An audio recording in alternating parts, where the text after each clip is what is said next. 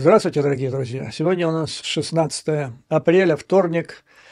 И если все пойдет по намеченному плану, то в пятницу мы можем иметь готовым, то есть утвержденным Палатой представителей, законопроект о помощи Украине.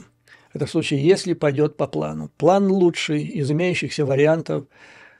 В значительной степени он стал возможным в результате удара Ирана по Израилю и дальнейшим развитием событий, о чем мы с вами поговорим дальше, потому что, так сказать, определяющее, важнейшее событие сейчас в мире, от которого зависит много чего, в том числе и для Украины. Но поскольку у нас помощь – это вопрос номер один, мы, как в песне поется, приближали, этот день мы приближали как могли. Начну с помощи. Итак, вчера спикер Джонсон и стоящие за ним силы в Конгрессе сделали последнюю попытку как-то так вот хитро сделать хитрый ход для того, чтобы помощь Украине утверждена не была. То есть идея состояла в том, чтобы разделить эти пакеты, отдельно Израиль, отдельно Украина, каждый из них поставить на голосование и каждый из них отдельно запустить в Сенат. Эту идею обсуждали республиканцы за закрытыми дверями во главе с Джонсоном. После этого он позвонил Байдену. Байден сказал, что в этом случае ни один законопроект не пройдет, то есть он не подпишет ни один, даже если Сенат его утвердит. То есть он намертво привязал пакет помощи Украине к пакету помощи Израилю. Я думаю, что это правильно. Ну и после этого Майк, как его сейчас говорят, Москва Майк, будем надеяться, что это все-таки не так, хотя дальше обсудим возможные варианты. Значит, он предложил Палате представителей следующий вариант. Вот этот законопроект, который проголосовали в Сенате, где все пакеты вместе, он все-таки будет разобран на составные части. В этом деле есть сермяжная правда, потому что среди демократов больше сторонников помощи Украине, но больше недоброжелателей в отношении помощи Израилю, и наоборот, республиканцы. Там больше поддержка пакета в помощи Израилю и меньше Украине. Поэтому есть смысл запустить их отдельно. Но после того, как они будут проголосованы, они должны будут быть объединены в единый пакет и в таком цельном виде отправлены в Конгресс. Что имеется в виду? Значит, как этого добиться? Как сделать так, чтобы вот конгрессмены, вернее, палата не проголосовала за каждый пакет отдельно, приняла, допустим, пакет помощи Израилю, а потом сказала, ну что ж, не получается, с Украиной не получается, поехали только с Израилем. Значит, по этому поводу предусмотрен вариант. Все эти законопроекты будут голосоваться по единому правилу, который будет принят в комитете по регламенту. И, в принципе, считается, что маловозможно такой вариант, что один законопроект пройдет, скажем, помощь Израилю или Тайваню, а у Украины не пойдет, он крайне маловероятен. Но, тем не менее, вот понимаете, сейчас такая ситуация, когда, казалось бы, последний отрезок. Штирлиц никогда не был так близок к успеху, но на пути него к успеху лежит минное поле. Нужно его пройти вот за последние 3 дня. Вроде намечены все правильные шаги, осталось их воплотить в жизнь. То есть сейчас мы будем иметь отдельный законопроект помощи Украине, отдельно Израиль, отдельно Тайваню, плюс еще появится 4-й. Республиканцам надо сказать свое слово, то есть внести свои 2 цента или 2 копейки в то, что сделал уже Сенат. И они решили, значит, еще 4-й законопроект подключить туда, куда будет включен положение о репо, то есть о возможности президенту Соединенных Штатов арестовывать замороженные активы российского Центробанка, с тем же использовать для Украины. Затем там же будет запрет ТикТок. И, о ужас, к радости многочисленных сторонников этой идеи будет принят, как его назвали инсайдеры, закон о ленд-лизе. И тут же через запятую это закон о конвертируемых кредитах помощи Украине. То есть Видимо, речь идет о том, что будет принята идея Трампа по поводу того, что будет не помощь бесплатная, а будет все-таки кредит. И вот это как раз то, что считается ленд-лизом. Я вам 1000 раз здесь говорил, уже не знаю, в каких видео, что ленд-лиз от бесплатной помощи отличается только тем, что бесплатная она бесплатна, а ленд-лиз – это по большому счету кредит. Будут за него платить, не будут – это 10-й вопрос, но кредит будет висеть. Плюс это не означает, что ленд-лиз – это нескончаемый поток оружия из закромов Пентагона. Там для поставки каждой партии Конгресс должен отдельно утвердить бюджет, как до сих пор было.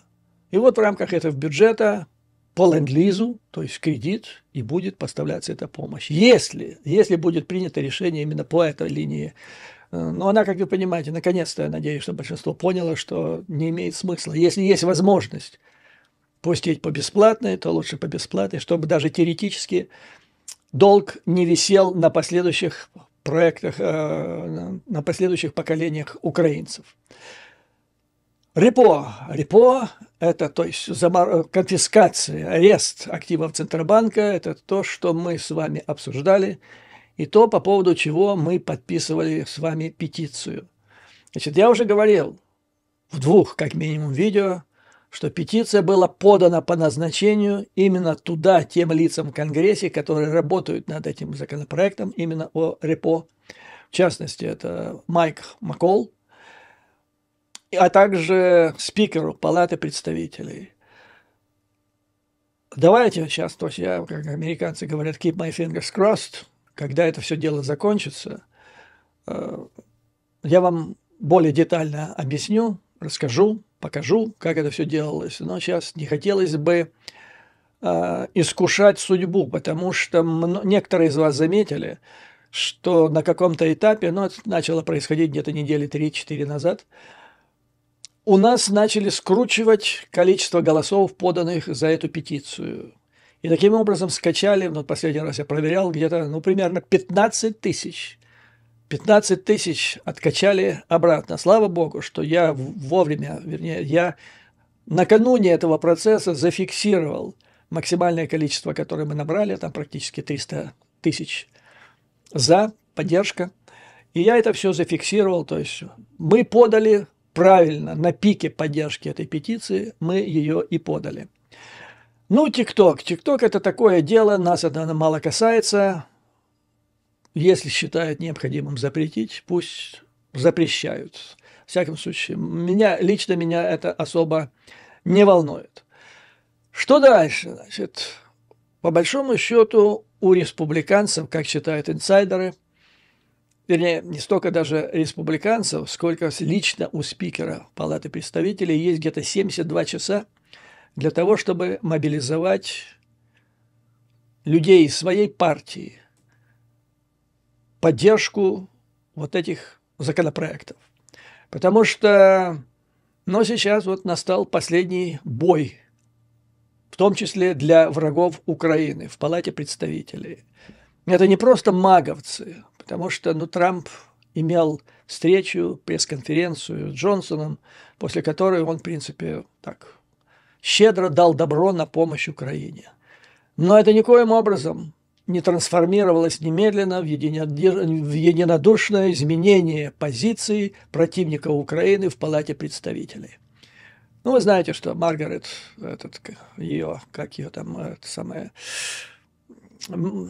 Марджори Тейлор Грин уже подала петицию о смещении Джонсона, правда, еще ее не активизировала.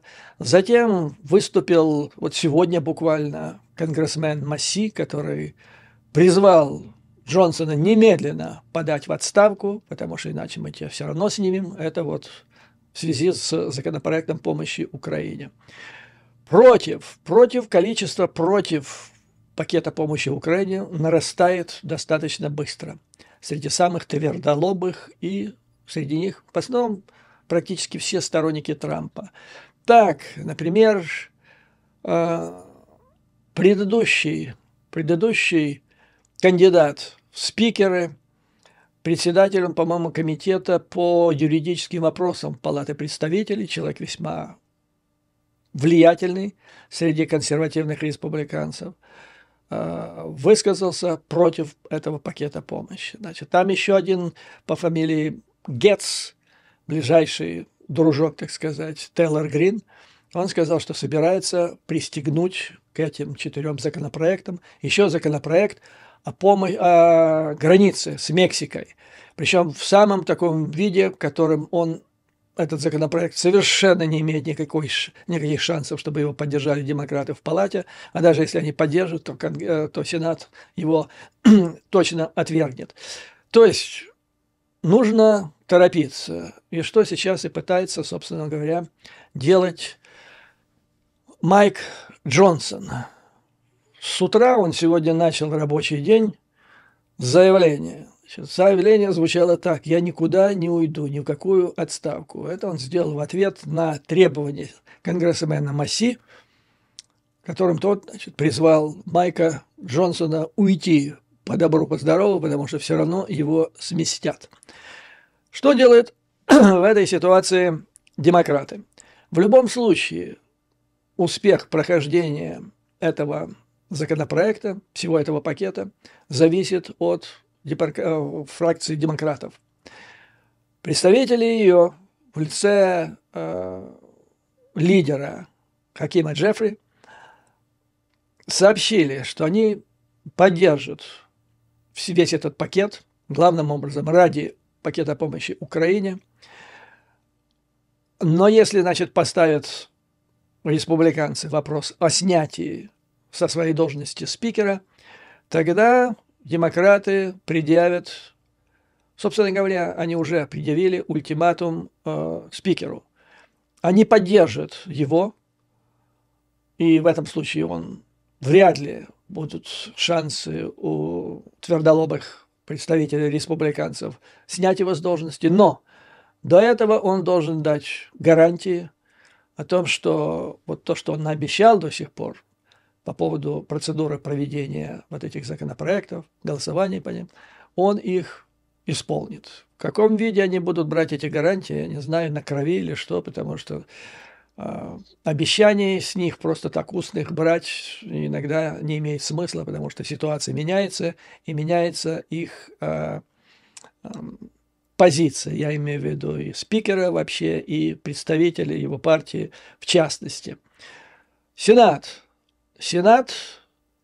если к нему поступит вот в едином виде утвержденный пакет, о котором я вам сказал сейчас, сенатор его, скорее всего, утвердит.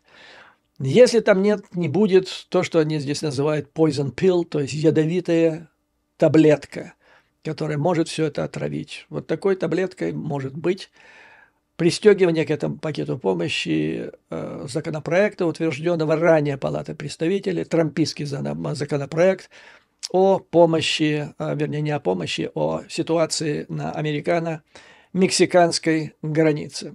Вот что говорят инсайдеры. Буквально последняя ситуация на настоящий момент.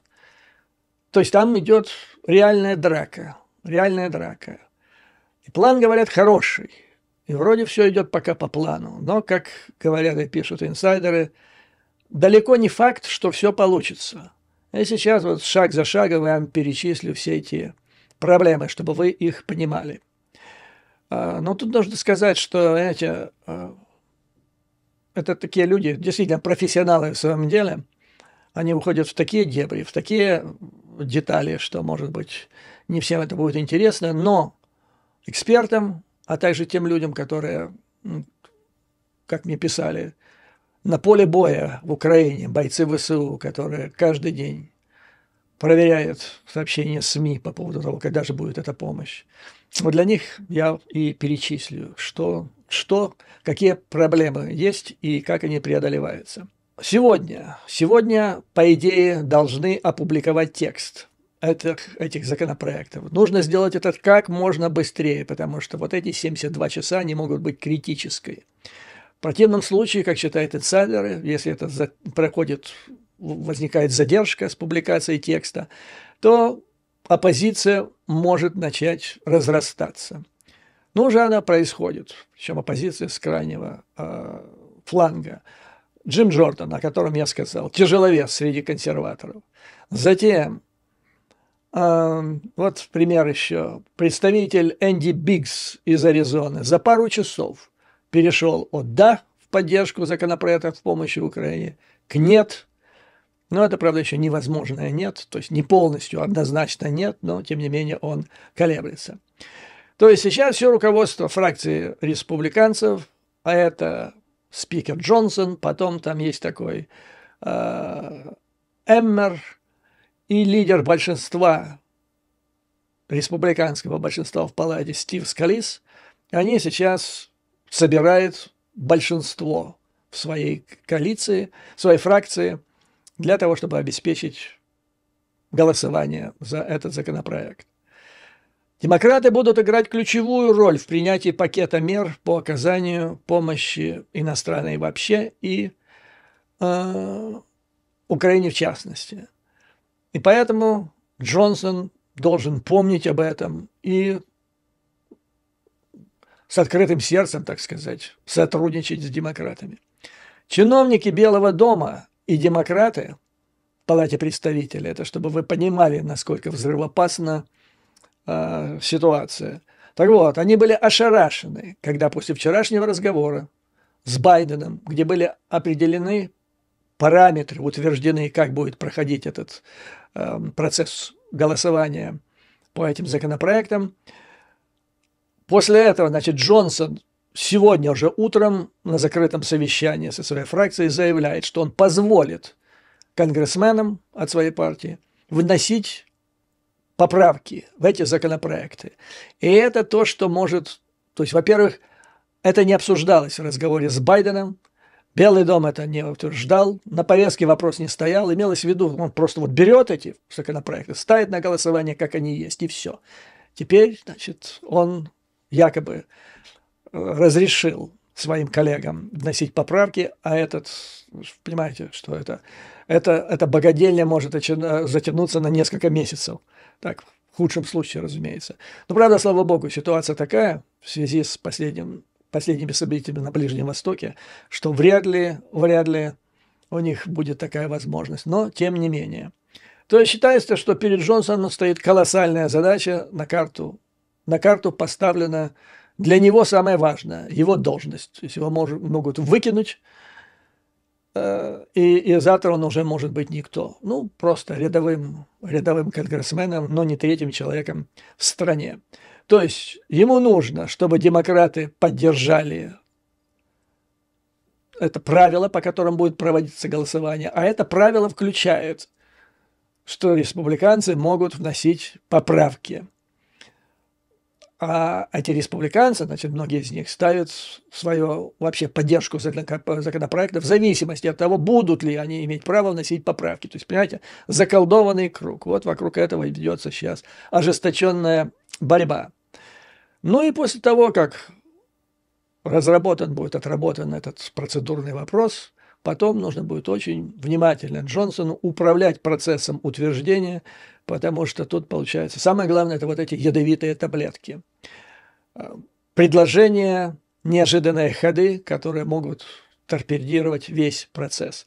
Хотя, повторяют инсайдеры, что тот процесс, тот план, по которому сейчас идут события, это самый лучший.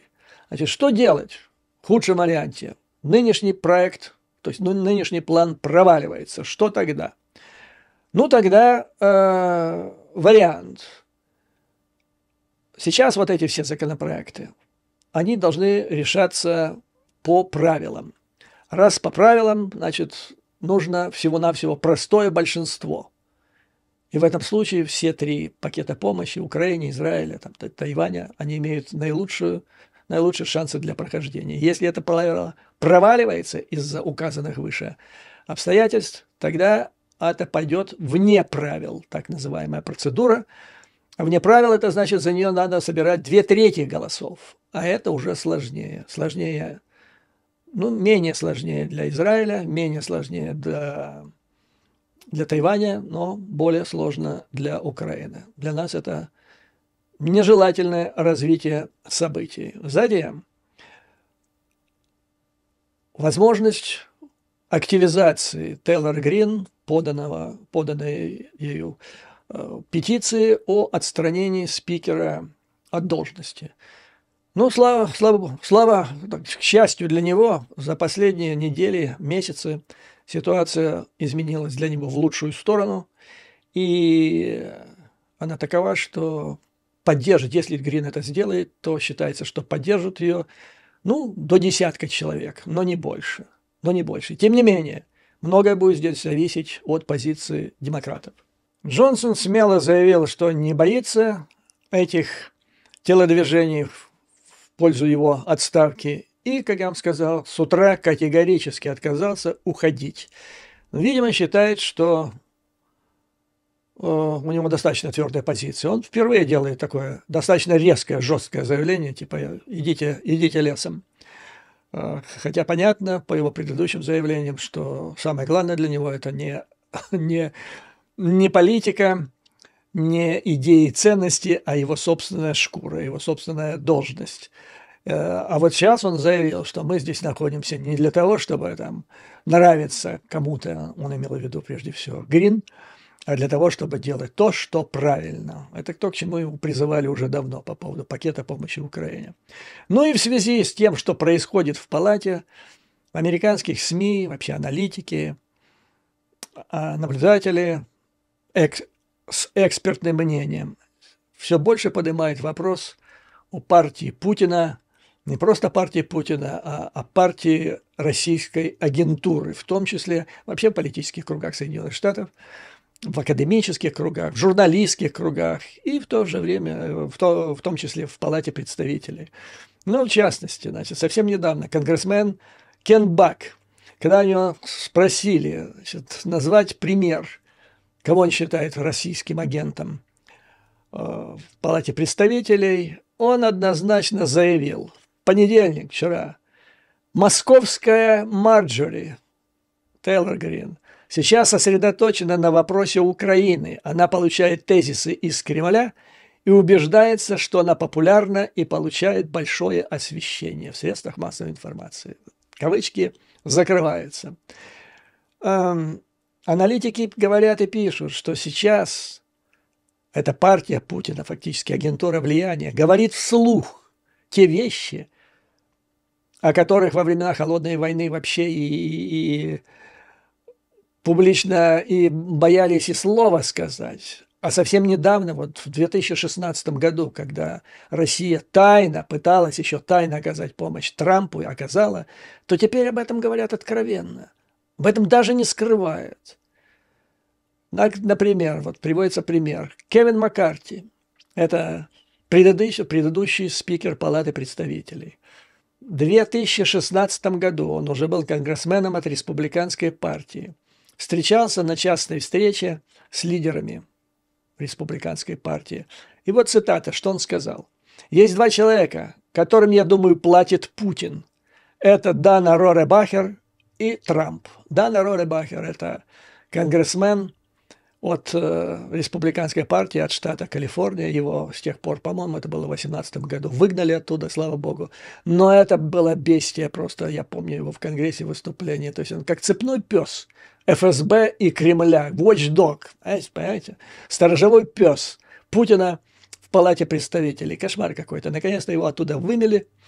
Ну, правда, когда его недавно Маккартни спросили, напомнили об этом высказывании, а как там на Трамп, спросили его, он говорил, да, это была шутка, окей. Значит, еще одна интересная цитата, я о ней рассказывал, но сейчас напомню. Буквально на прошлой неделе, в очень таком откровенном интервью, издание The Pack, председатель комитета по иностранным делам Палаты представителей Майк Маккол, большой друг Украины, это тот, который сейчас работает над одним из вариантов вот законопроекта, последнего пакета помощи, который сейчас обсуждается. Вот что он сказал, кавычки, «Я думаю, что российская пропаганда пробрала в Соединенные Штаты и заразила значительную часть населения моей партии.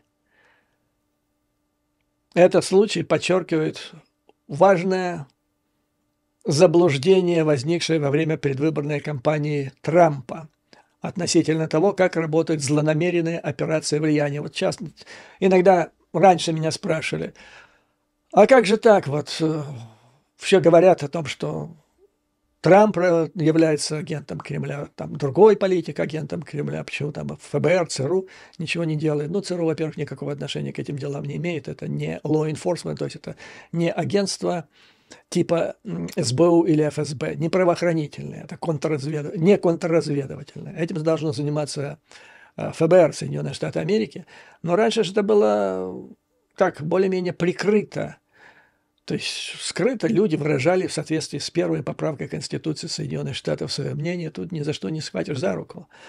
Они пытались скрыть источники, что в финансовом плане они связаны с Москвой, так или иначе. Они сейчас пытаются это делать, хотя это становится все труднее. С другой стороны, вот происходит этот процесс вербовки политиков, экспертов, журналистов в Европе, в Соединенных Штатах со стороны Москвы. Он достиг такой степени, что он становится грубым, на грани наглости, открытым практически уже из-за этого, топорным таким, потому что Москва работает топором и в больших масштабах, как, собственно говоря, как всегда. Поэтому это уже вот операция оказания влияния, они осуществляются не при помощи только ботов, или троллей, там, соцсетей, каких-то там анонимных каналов. Они осуществляются в лоб, впрямую через агентурную разведку. То есть ФБР фиксирует возросшую наглость операций представителей российской разведки, которые выходят на политиков, членов Конгресса и вербует главным образом практически исключительно на материальной, на финансовой основе. И зафиксированы встречи, вот такие встречи российских оперативников, которые реально платят американским политикам за оказываемые услуги в плане влияния. Как это происходит, влияние? То есть речь идет не о том, чтобы конгрессмен притащил какой-то там секретный документ из Госдепартамента, Пентагона. Нет, все тоньше, что практически не подпадает под закон о шпионаже. Так, например, у конгрессмена или у сенатора за соответствующую плату могут попросить использовать его лоббистскую структуру или порекомендовать какую-то лоббистскую структуру, которая может провести какую-то операцию в Соединенных Штатах Америки. Это найдут повод для этого, найдут предлог. Но конечным бенефициаром этой операции это будет Москва, Кремль, Путин. И таким образом американские политики превращаются фактически в агента. Это называется агент, не просто распространение там дезинформации Кремля, а частью операции, глобальной операции по дезинформации. Это вот что касается вопроса о помощи. То есть следим, ситуация не такая простая, но пока идет все по плану. И в значительной степени это идет все по плану. То есть и импульс существенный для того, чтобы в лучшую сторону вопрос о помощи повернулся здесь, в Вашингтоне. Ну и шансы на прохождение в значительной степени обязаны вот этому удару Ирана по Израилю. На этом, дорогие друзья, позвольте закончить первую часть сегодняшнего видео. Материала очень много. Мне хотелось бы, чтобы вы услышали все, что происходит. Сейчас мы находимся на таком переломном этапе, который в значительной степени может к лучшему изменить ситуацию на полях сражения Украины. Вот о том, что происходит, так сказать, в мире, от чего это зависит, я вам расскажу в следующей части. Речь пойдет о перспективах дальнейшего развития ситуации, которая сложилась после нападения Ирана на Израиль. Ну и самый главный вопрос сейчас, который интересует, наверное, всех в мире: будет ли ответный удар Израиля, если будет, то что может за ним последовать? Будет ли термоядерная война или не будет? Это в следующей части. Я надолго с вами не прощаюсь. До скорой встречи.